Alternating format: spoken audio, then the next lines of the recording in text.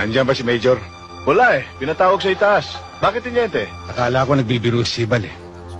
Nang sabihin niyang dapat ako mag-iingat sa mga anay dito sa departamento.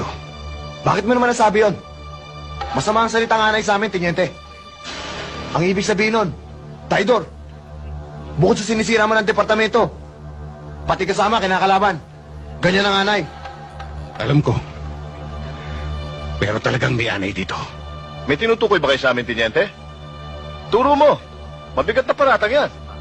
Mabigat. Masakit pero totoo. Tiniente, magkakasama tayong lahat dito.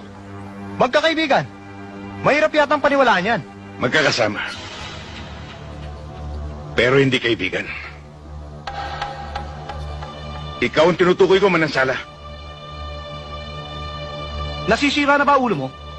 Paano ako naging traidor? At sino naman ang pinag-traidoran ko? Panindigan mo yan, Tiniente. Baka bumaliktad ang ihip ng hangin, ikaw ang malintikan. Sibal,